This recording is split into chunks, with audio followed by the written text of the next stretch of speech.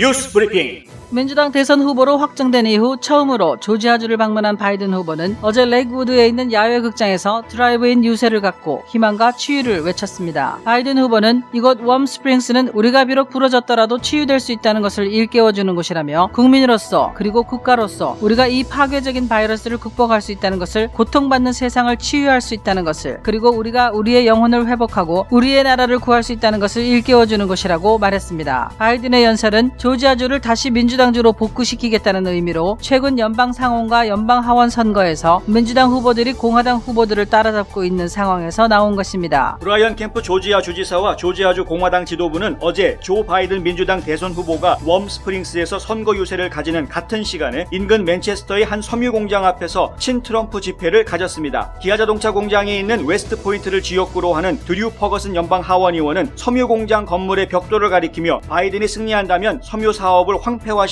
바로 그 경제 세력이 석유 산업에 의존하고 있는 경합주들로 머리를 돌리게 될 것이라고 주장했습니다. 필라델피아에서는 경찰이 칼을 휘두르는 27세의 월터 월러스 주니어를 총으로 쏴 숨지게 하는 사건이 지난 월요일 발생하자 이틀째 격렬한 시위가 이어지고 있다고 CBS 방송 등이 보도했습니다. 경찰은 월러스에게 칼을 내려놓으라고 명령했지만 월러스가 경찰을 향해 계속 걸어오자 총을 발사했는데요. 최소 7발이 발사됐고 월러스는 어깨와 가슴에 총을 맞아 병원으로 옮겼지만 사망했습니다. 사건 당시 영상이 SNS를 통해 급속히 퍼졌고 월요일 밤을 지나면서 긴장이 고조됐고 급기야 56세의 여성 경관이 픽업 트럭에 치여 다리가 부러지는 중상을 입는 사건이 발생했습니다. 경찰은 29명의 다른 경찰관들이 돌과 벽돌 등에 맞아 입원했고 시위 현장에서 30명 이상을 체포했다고 밝혔는데 시내 곳곳에서 다수의 업소가 약탈당하는 모습이 방송됐고 경찰차 5대와 소방차 1대가 파손되는 등 피해가 잇따르고 있습니다.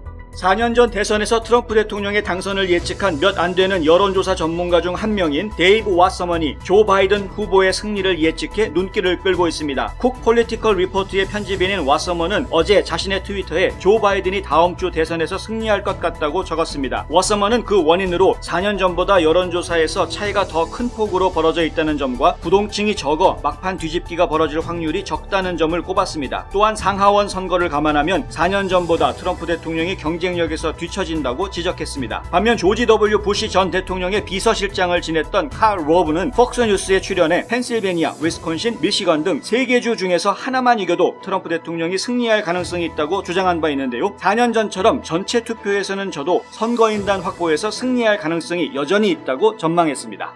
열대성 폭풍 제타가 오늘 오후 루지애나에 상륙해 내일 엘라바마주와 조지아주를 가로질러 테네시주와 노스캐롤라이나주 접경을 뚫고 버지니아로 북상할 예정입니다. 이에 국립 허리케인 센터는 동남부 지역 일대에 폭풍주의보를 발령했는데요. 한인들이 많이 거주하는 조지아주 북서부 지역에는 폭풍주의보가 발령됐고 오늘 오전 8시부터 내일 저녁 8시까지는 홍수주의보가 내려졌습니다. 제타는 최대 시속 45마일의 돌풍과 함께 25에서 35마일의 지속적인 바람을 동반하고 있습니다.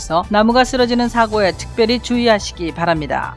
워싱턴 타임스는 민주당이 플로리다, 아이오와, 노스캐롤라이나, 펜실베니아, 애리조나 등 경합주에서 조기 투표 목표로 세운 70%를 달성하지 못했으며 이는 높을 것으로 기대되는 공화당 투표율을 막기 위해 선점하려던 수치라고 어제 보도했습니다. 플로리다주는 조기 투표가 시작된 10월 19일엔 민주당이 공화당보다 19%포인트 더 많이 투표했는데 어제까지 집계는 민주당 41.8%, 공화당 37.1%로 5%포인트 차이 정도로 격차가 줄어들었습니다. 나머지 20%는 무당파 유권자로 집계됐습니다. 경합주 중에서 민주당원이 가장 높은 투표율을 보인 곳은 68.9%로 집계된 펜실베니아주인데요. 펜실베니아는 전체 유권자 900만 명 중 민주당원이 420만 명, 공화당원이 350만 명인 것으로 알려져 있습니다. 경찰은 이달 초 델타 항공 기내에서 동료 여성 승객에게 소변을 본 혐의로 체포된 남성이 랄리 출신의 목사 데니얼 첼머스라고 어제 공개했습니다. 팍스뉴스와 윈스턴셀럼 저널 등에 따르면 지난 13일 새벽 2시 45분경 디트로이트행 기내에서 승무원이 소변을 보는 남성을 발견했는데 이 남성은 처음에는 자신이 목회자라며 혐의를 부인했지만 이후에 자신이 화장실에 간 줄 알고 오줌을 쌌다고 시인했습니다. 사랑의 승리 선교의 수석 목사로 알려진 첼머스는 체포 당시 술 냄새가 나고 눈이 충혈돼 있던 것으로 알려졌는데요. 그의 신원이 공개되기 전 온라인에서는 기내에서 소변을 본 목사가 누구누구일 것이라는 추측성 루머가 나돌기도 했다고 팍스뉴스가 전했습니다.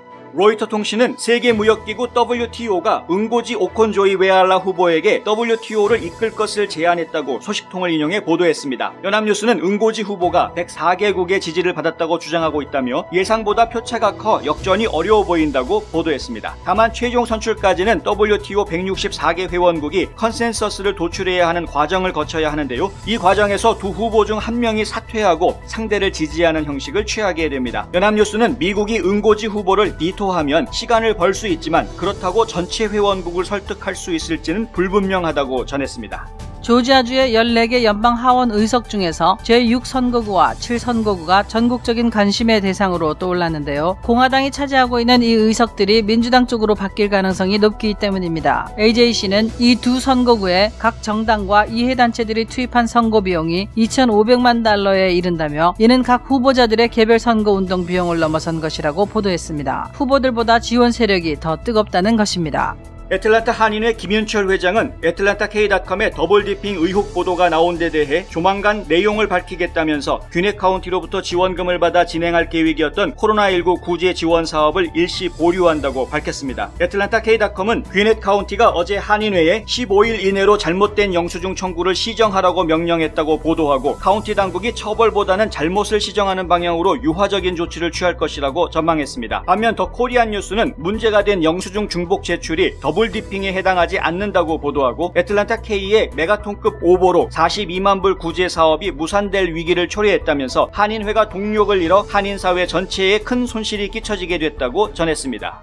경험과 실적이 증명하는 김효지 부동산 전문인. 학자금과 대학 입시 상담은 AGM 인스티튜트. 안녕하십니까, 홍성구 기자입니다. 지금 열대성 폭풍 제타가 올라오고 있습니다. 오늘 저녁에 루이지애나주를 지금 상륙한다고 하는데요. 루이지애나주 같은 경우에는 올해 들어서만 벌써 7개가 넘는 폭풍이 상륙을 하는 아주 고난의 행군을 하고 있는 그런 모습입니다. 이 참 너무나 안타까운 일인데요.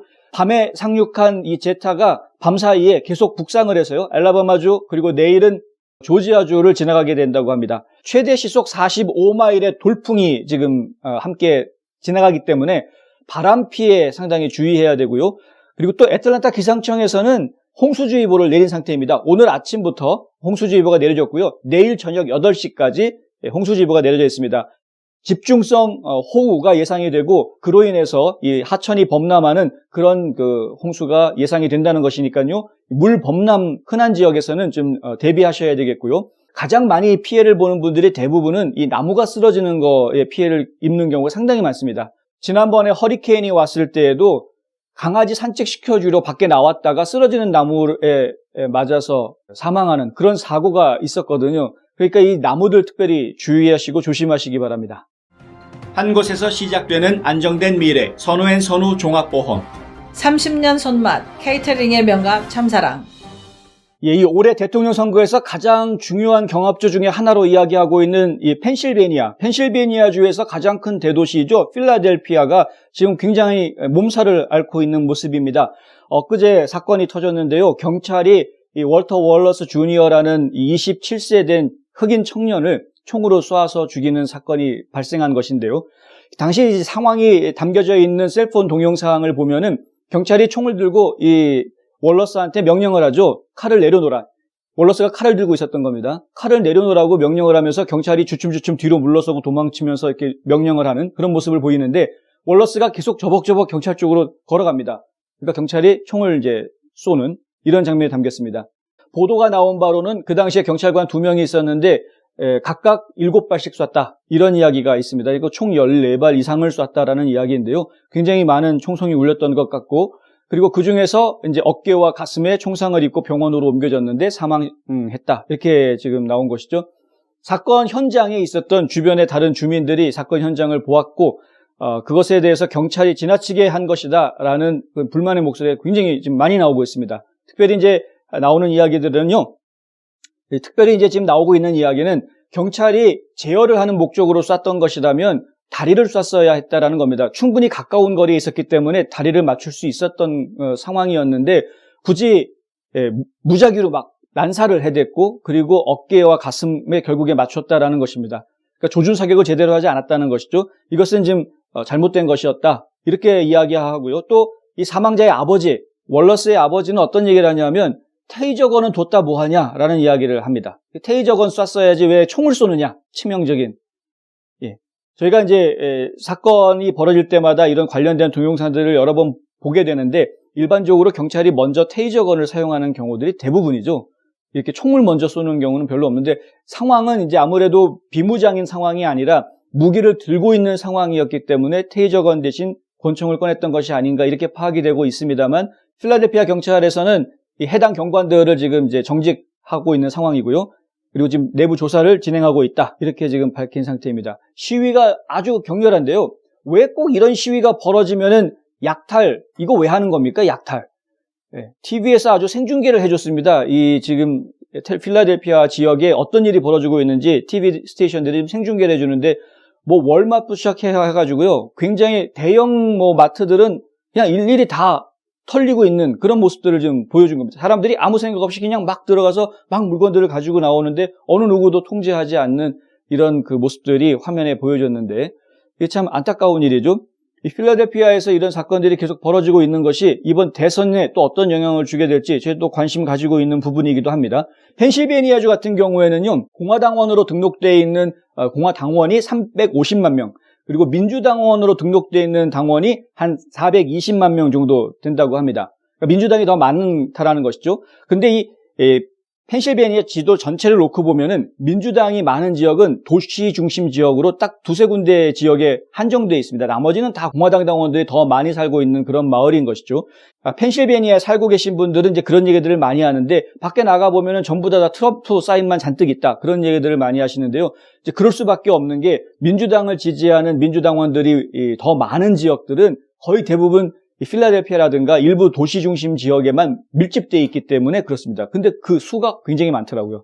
다른 지역에 교외 지역이나 시골 지역에 퍼져 있는 공화당원들 숫자에 비해서 더 많은 것으로 그렇게 좀 보이고 있는데 연이어서 이런 사건들이 벌어지고 약탈 같은 것들이 계속되면은 반대로 이 보수 진영들, 그러니까 공화당원들의 결속, 보수 진영의 결속을 좀 더 다져주는 그런 역할을 할 수 있기 때문에 오히려 민주당 입장에서는 불리하게 작용할 수도 있는 것인데 그런데 이런 일들이 벌어지고 있다는 것이죠. 더군다나 지금 조 바이든 후보가 프래킹 실언을 하는 바람에 이 프래킹 문제 때문에 펜실베니아 쪽의 여론이 좀 더 트럼프 쪽으로 지금 옮겨가는 것 아니냐 이런 이제 관측이 있었는데 근데 거기에다가 이제 엎친 데 덮친 격으로 이런 폭력 시위 사건이 벌어지게 되니까 더더군다나 이제 민주당에서 이탈해서 공화당 쪽으로 움직이는 표심이 변화가 좀 있지 않겠느냐 그런 예측이 지금 가능한 그런 상태입니다.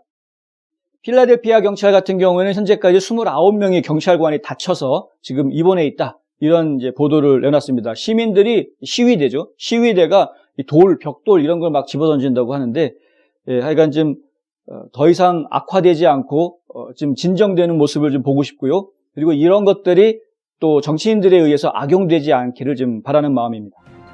고객과 직원을 지켜주는 스니즈가 지금 주문하세요. NON프린트. 4년 전에 트럼프 대통령이 이길 것이다 라고 예측했던 몇 안 되는 여론조사 전문인 이 데이브 왓서먼, 정말 몇 안 되는 사람만 트럼프가 이길 것이다 라고 예측을 했었는데 그 중에 한 명이었던 데이브 왓서먼이라는 분이 이끌고 있는 쿡 폴리티컬 리포트라는 여론조사 기관에서 바이든 후보가 이길 것 같다 이런 이야기를 지금 내놨습니다. 바이든 후보가 이길 수 있는 이유가 뭐냐? 첫 번째는 지금 격차가 크다. 4년 전보다 더 크다는 거죠. 4년 전에 힐러리 클린턴과 이 트럼프 후보 간의 격차, 이 지지율 격차라는 것은 한 4, 5% 정도 범위밖에 안 됐는데, 근데 지금은 거의 뭐 9%, 10% 정도의 차이가 나 있는 상황이죠. 바이든과 트럼프 사이의 이 지지도 격차라는 것이. 그렇다 보니까 그것을 극복할 만큼 트럼프가 여력이 없을 것이다. 두 번째 이유가 바로 그것입니다. 부동층이 필요한데 만약에 이걸 뒤집기를 한다. 여론조사는 바이든이 우위지만 트럼프 대통령이 재선을 하기 위해서는 뒤집기 하기 위한 표심이 필요한데 그 표가 부동층에서부터 나와야 하는 것이거든요. 그런데 부동층이 4년 전에 비해서 훨씬 적다라는 겁니다. 4년 전에는 부동층이 적지 않았습니다. 상당히 많은 부동층이 있었는데 지금 올해 같은 경우에는 처음부터 부동층이 상당히 좁았고요. 그리고 지금 시간이 지날수록 점점점 부동층은 줄어들 수밖에 없죠. 부동층이 점점점 줄어들면서 트럼프 대통령의 지지율이 약간 올라가는 그런 모습을 좀 보여주고 있기는 하지만은 여전히 뒤집기에는 부족한 숫자다. 이렇게 이야기하고 있는 겁니다.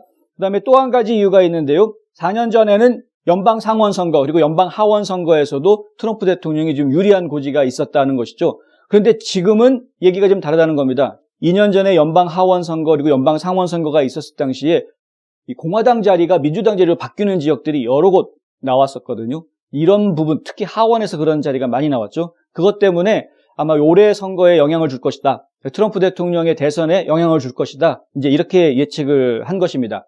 물론 반대 이론도 있습니다. 반대로 이야기하는 분은 이 조지 W. 부시 전 대통령의 비서실장을 지냈던 칼 로브라는 분인데, 이 칼 로브라는 분은 지금도 이 공화당 쪽에서 싱크탱크 같은 그런 역할을 지금 하고 있는 분이죠. 근데 이분이 이야기한 거는 이 북쪽에 있는 경합주 3개 주, 그러니까 펜실베니아, 위스콘신, 미시건 이 3개 주 중에 하나만 승리하면 트럼프 대통령이 이길 수 있다. 이런 이야기를 합니다. 그게 이제 선거인단 숫자 때문에 그런 건데요. 펜실베니아만 이기고 나머지 2개를 잃어버렸을 경우, 그 다음에 위스콘신만 이겼을 경우, 미시건만 이겼을 경우, 이 경우의 수를 다 따져보는데 적어도 270, 많으면은 280 정도의 선거인단 수를 확보할 수 있게 된다. 결국에 3개 주 중에서 한 군데만 이기면 된다. 이제 이런 주장을 내놨습니다. 그런데 이 3개의 주가 지금 현재 여론조사 상태에서는 모두 다 바이든이 앞서고 있는 것으로 나타나 있고요. 제가 좀 전에 설명드린 대로 펜실베니아주 같은 경우에는 유권자로 등록되어 있는 민주당원이 공화당원보다 더 많은 주기 때문에 사실 과연 승리할 수 있을까라는 부분에 좀 의혹이 제기되는 그런 지역이고요. 위스콘신과 미시건주는 얘기가 좀 다를 수 있는데요. 특히 이제 위스콘신과 미시건주는 여론조사 기관에 따라서 트럼프 대통령이 좀 더 유리하다라고 조사 결과를 내놓는 곳도 있고, 바이든 후보가 더 앞선다라는 여론조사 결과를 내놓은 곳도 있습니다. 그러니까 어느 쪽이 더 유리하다라고 보기가 어려운 그런 상황이어서 관심이 좀 집중될 수 있습니다. 그러니까 결론적으로 말씀드리면 위스콘신과 미시건 둘 중에서 어느 주가 트럼프 대통령을 선택하느냐에 따라서 선택하는 주가 나와만 준다면 그러면 트럼프 대통령의 당선 확률이 매우 높아질 수 있다. 이제 이렇게 보고 있는 것이죠. 이 이야기의 전제사항, 이 밑바닥에 깔아놓는 전제사항은 뭐냐면요. 플로리다라든가 애리조나, 그 다음에 노스캐롤라이나 이런 민주당에서 봤을 때에는 경합주라고 이야기할 수 있는, 혹은 약간 민주당 쪽으로 기울었다라고 판단하고 있는 이 경합주들이 다 공화당 쪽으로 돌아간다라고 전제했을 때를 이야기하는 겁니다. 그런데 실제로 지금 플로리다 같은 경우에는 트럼프 대통령이 바이든 후보를 앞섰다라는 그런 여론조사 결과가 이미 나오고 있는 상황이고요. 그리고 지금 애리조나주 같은 경우에도 트럼프 대통령이 바이든 후보를 지금 앞서려는 그런 모습을 보이고 있다라는 조사 결과들이 나오고 있는 그런 상황입니다. 노스캐롤라이나주 같은 경우에는 사실 정확하게 알 수는 없지만 과거에 트럼프 대통령이 워낙 우세한 지역이었기 때문에 올해도 지금 그런 우세를 이끌고 가지 않겠느냐라고 지금 전망을 하고 있는 그런 상황이기는 합니다만, 여전히 민주당 쪽이 지금 거세게 올라오고 있는 상황이고요. 조지아주도 마찬가지인데요. 조지아주도 워낙 공화당 성향이 좀 강한 주였기 때문에 트럼프 대통령한테 유리하지 않겠느냐라고 생각하고 있지만, 마찬가지로 민주당 세력이 지금 굉장히 거세게 올라오고 있는, 바짝 따라잡고 있는 그런 상황이어서 지금 공화당 입장에서는 안심할 수 없는 그런 상태입니다. 지금 선거가 이제 며칠 남지 않았다 보니까 이 많은 분들이 이런 부분에 좀 긴장을 하고 있는데, 트럼프 대통령을 돕는 신호가 하나 있었다면은 대법원이 우편 투표에 대해서 선거일까지만 들어오는 거로 받아주셔라라는 이제 판결을 내렸다라는 것, 그런 이제 부분들이 아무래도 트럼프 대통령한테 조금 유리하게 작용할 수 있는 것 아닌가 하는 이제 예상을 좀 해볼 수가 있고요. 그리고 또 한 가지는 대부분의 트럼프 대통령 지지자들은 선거 당일 11월 3일 날 현장에 나와서 투표하겠다라고 답하는 사람들이 거의 대부분이었다라는 겁니다. 이런 부분들을 보면은 11월 3일 어떤 큰 반전 효과가 있지 않을까. 사실 민주당에서도 이러한 예측을 하고 있었기 때문에 되도록이면 조기 투표에서 어느 정도 이상 달성을 해야 된다. 왜냐하면 선거 당일날은 공화당 쪽이 표가 많이 나올 것으로 예상이 되기 때문에 그 전에 조기 투표와 우편 투표에 최대한 민주당원이 많이 참여하도록 유도해야 된다. 이런 전략들을 이미 진작에 세웠었죠. 그래서 우편 투표와 조기 투표를 굉장히 많이 독려해왔고, 사실 지금 굉장히 많은 사람들이 투표를 이미 한 상태 아닙니까? 이미 7천만 명이 투표를 끝낸 상황인데요. 그런 점들 때문에 민주당한테 지금 유리하게 지금 이 판세가 돌아가고 있는 거 아니냐라고 많은 분들이 생각을 했었죠. 그랬는데 실제로 뚜껑을 열어보니까 이 조기 투표를 마친 사람들이 예상과 달리 민주당 의원들이 그렇게 많은 건 아니다라는 또 조사 결과가 나와서 지금 눈길을 끌고 있는 그런 상황입니다. 뭐냐 하면은요, 조기 투표에 나와서 투표하는 분들, 그다음에 부재자 투표랑 우편 투표를 하는 분들이 2대1로 민주당 쪽이 많을 것이다라는 예상이 우세했습니다. 그러니까 3명이 투표하면 2명이 민주당이고 1명은 공화당이다. 이런 분석이 우세했었는데 실제로 해보니까 그런 분석이 맞아떨어지는 데는 펜실베니아주 하나만 그렇다라는 것이죠. 펜실베니아주 이외의 다른 지역들, 우리가 경합주로 이야기하는 뭐 미시간이나 위스콘신, 애리조나, 이런 플로리다 특히 뭐 이런 다른 주들은 오히려 이 2대1 정도의 차이가 아니라 별로 차이가 많이 안 나는 40대 30 뭐 이런 정도의 차이밖에 나지 않는 그런 상황이다라는 것입니다. 노스캐롤라이나 같은 경우에 민주당이 39%인데 공화당은 30%. 지금 아이오와 같은 경우에도요, 민주당이 원래 처음에 시작할 때는 전체 투표, 그냥 조기 투표한 분들의 전체 투표자 수의 49%니까 거의 50% 가까이가 민주당이었었는데 시간이 지나면서 공화당 사람들이 더 많이 투표를 한 거죠. 지금은 민주당 투표 비율이 31.9%로 좀 떨어져 있는. 그러니까 이게 지금 시간이 지날수록 조기 투표에서도 민주당이 충분한 표를 지금 투표한 상황이 아닌 그런 모습을 지금 보이고 있다는 것이죠. 이 상황에서 이제 11월 3일 날 현장 선거일 날 이루어졌을 때 압도적으로 많은 공화당 투표가 이루어진다라고 제가 예상을 하고 있기 때문에 결국에는 이 경합주에서 트럼프 대통령이 승리하는 주들이 많이 나오지 않겠느냐라는 예상을 지금 조심스럽게 해볼 수 있는 그런 상황이 지금 전개되고 있는 것입니다.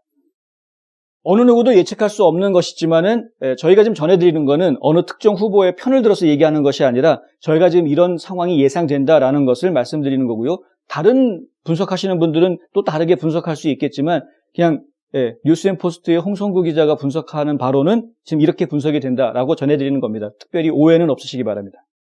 요즘 같은 비대면 시대에 광고도 인터넷이라는 것 아시죠? 그런데 어떻게 해야 될지 모르시겠다고요? 가장 효과적인 인터넷 광고는 좋은 컨텐츠에 붙어 있는 것입니다. 뉴스앤포스트는 좋은 컨텐츠를 만듭니다. 비즈니스가 어려우세요? 뉴스앤포스트에 광고하세요. 좋은 상품이 있는데 알리고 싶으시다고요? 뉴스앤포스트에 광고하세요. 널리 알리고 싶다고요? 뉴스앤포스트에 광고하세요. 뉴스앤포스트는 페이스북, 유튜브, 카카오톡, 트위터 등 다양한 플랫폼으로 컨텐츠를 전달하고 홍보 효과를 극대화해드립니다. 어제도 제가 보도해드렸었는데요. 애틀랜타 한인회가 지금 귀네 카운티를 통해서 연방정부의 기금, 이 코로나19 구제기금을 지원받기로 그렇게 예정이 돼 있죠. 그래서 그 지원을 받기로 하고 한인사회에 어려운 코로나19로 인해서 어려움에 처해 있는 분들에게 지원금을 그리고 생필품들을 지원하는 그런 활동을 지금 전개하고 있는 중입니다. 1차로 10만 불을 지원받기로 해서 그래서 10만 불에 대한 집행이 지금 현재 이루어지고 있는 중이고요. 그리고 추가로 32만 5천 불, 이 추가로 더 지원을 받을 수 있게 선정이 돼서 지금 총 42만 불이 넘는 자금을 한인사회에 코로나19로 어려움을 겪는 분들을 위해서 쓸 수 있게 지금 이렇게 계획을 세우고 이를 준비하고 있는 중이었습니다. 그런데 애틀랜타 K.com이 특종 보도를 했었죠. 그래서 이 한인회가 지금 귀네 카운티 측에 제출한 영수증이 다른 기관에도 제출이 되어 있는 영수증을 중복 제출했다. 이것은 이제 더블 디핑 행위에 해당한다. 더블 디핑은 범죄 행위입니다. 그러니까 결국에는 한인회에서 지금 잘못된 행동을 한 것이기 때문에 지금 이제 사태가 논란이 우려된다. 혹은 이건 문제가 좀 있을 것 같다라고 지적을 한 것이죠. 그리고 애틀랜타 K.com은 어제 애틀랜타 라디오 코리아와 이제 공동으로 방송을 했는데 그 방송에서는 이런 이야기가 나왔습니다. 그러니까 귀네 카운티 정부 자체가 좀 유화적인 정책을 쓸 것 같다. 뭐냐면 귀네 카운티 정부도 결국에는 돈을 연방정부에서 받아서 전달해주는 중간재 역할을 하는 공무원들이기 때문에 이 일 때문에 본인들까지 업무에 지장을 받고 싶지는 않을 것이라는 거죠. 결국에는 좀 조용히 잘 원만하게 처리가 되길 바라는 입장으로 일을 처리하게 될 것이다. 그 얘기는 뭐냐면은요, 한인회한테 영수증을 다시 제출하라고 하던가 아니면 한인회가 제출한 영수증에 맞게끔 일을 집행한 것에 대한 재확인을 하라든가 뭐 이런 식의 이제 이야기한 그것도 저것도 아니면 돈 돌려내라 뭐 이런 식으로 갈 것이다라고 이제 예측을 했었습니다. 이거는 이제 애틀랜타 K에서 예측한 내용이었고요. 한인회 측에서는 이거 좀 억울하다라는 이야기가 나왔죠. 그리고 지금 오보다 더블 디핑이라는 것은 오보다라는 이야기가 나왔는데요. 더 코리안 뉴스에서 그렇게 보도를 했습니다. 여러 변호사들, 누구인지는 밝히지 않았지만 여러 변호인들을 통해서 자문을 받아본 결과 더블 디핑으로 보기는 좀 어렵다. 이런 이제 소견을 받았다는 것이죠. 이제 그렇게 보도하면서 오히려 이 오보 때문에 한인회가 지금 한인 사회에 이 42만 5천 불, 그러니까 상당히 적지 않은 돈인데요. 뭐 한국 돈으로 환산까지 했던데 5억 정도가 되는 이 돈을 한인 사회를 위해서 쓸 수 있었던 것을 지금 오히려 중단시키는 그런 그 불필요한 결과를 지금 가져오고 있다. 이런 이제 기조의 보도를 했습니다. 어느 쪽 의견이 더 맞는 건지는 뭐 시간이 좀 더 지나봐야 정확해지겠지만요. 중요한 것은 한 가지 확실한 것은 한인회에서 영수증을 두 기관에다가 똑같은 영수증을 제출했다라는 그것은 지금 뭐 확실한 사실이고요. 그 이후에 조치를 어떻게 취할 것이냐에 대한 것은 이제 한인회에서 앞으로 어떻게 하겠다라는 발표를 하는 것을 제가 지켜봐야 하겠습니다. 이런 일들이 벌어질 때에는 어제도 말씀드렸지만 좀 투명성을 확보할 수 있는 그런 뭔가가 좀 필요한 것인데요. 나는 투명하다라는 개인적인 말로는 해결될 수 없는 상황인 것이죠. 이런 상황을 제대로 극복하기 위한 뭔가가 좀 필요한 그런 상태인데 한인회는 어제 일단 구제 사업을 일시 중단하겠다. 일시 중단이라는 표현을 했습니다. 그러니까 결국에는 뭐 완전히 다 멈추는 것은 아니고 일단은 자기네들이 이런 그 보도에 대한 해명을 하기 위해서 본인들도 좀 뭔가 준비해야 될 것이 필요하겠죠. 그러니까 그런 준비하는 시간을 가지겠다라는 것으로 저희가 이해를 하고 있고요. 하루속히 이런 것들이 좀 교통정리가 잘 됐으면 좋겠습니다. 그래서 영수증이 이중으로 중복돼서 외부 기관들에 제시됐던 것들에 대해서 분명하게 좀 해명을 해주고 그리고 앞으로 어떻게 이 기금들을 활용을 해서 한인사회에 한인회가 제대로 된 역할을 감당해내겠다라는 그런 좀 각오와 구체적인 플랜을 좀 제시해 주었으면 하는 그런 바람입니다. 어제도 말씀드렸지만 한인회라는 존재는 굉장히 중요한 존재입니다. 한인사회에서는 상당히 중요한 존재입니다. 더 코리아 뉴스는 한인회가 이런 일들로 인해서 어떤 동력을 잃게 되는 것에 대한 우려를 이야기했는데요. 일단 벌어진 일이기 때문에 한인회가 동력을 일단은 지금은 잃을 수밖에 없는 상황이 전개가 되고 있는 것은 뭐 분명한 사실이고 중요한 것은 그 동력을 다시 살려내기 위해서는 반드시 이 투명성 있게 일 처리를 하는 것에 대한 신뢰감을 회복해야 한다는 것이죠. 그렇게 신뢰감을 회복하기 위해서는 이 김윤철 한인회장 개인의 움직임만 가지고서는 부족하다라는 것은 아주 분명한 사실입니다. 이 사실 한인회 같은 조직은 이 입출금 장부를 100% 실시간으로 웹사이트에 공개해도 아무 문제가 되지 않는 그런 조직입니다. 또 그렇게 할 수 있는 조직입니다. 그런데 그런 것들이 제대로 되지 않고 있다는 게 좀 아쉬운 거죠.